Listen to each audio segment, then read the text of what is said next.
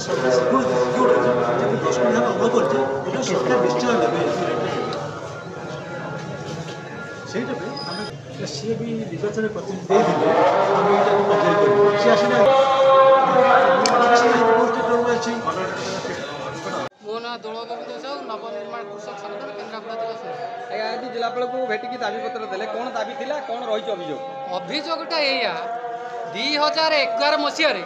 जिते मनमोहन सिंह प्रधानमंत्री थे से विरोध दल थे बीजेपी वाला यही मोदी बीजेपी दल कहीदा जे आम प्रथम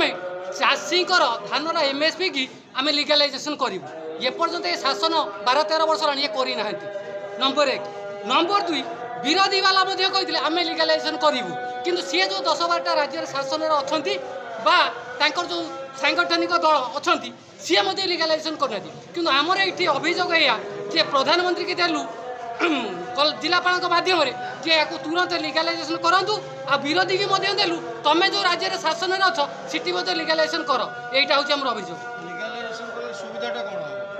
चाषी जो धानटा बिकब जो 2300 टंका सरकारी रेट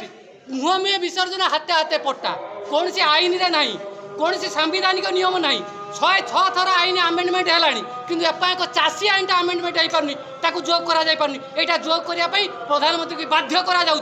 जे नवनिर्माण कृषक संगठन तरफ ओ भारत वर्ष जिते कृषक संगठन अच्छी समस्ते दाबी कर आज्ञा आईन ना असुविधा आपण मो धान नेबेनी मु कोर्ट जी कोर्ट को जापरि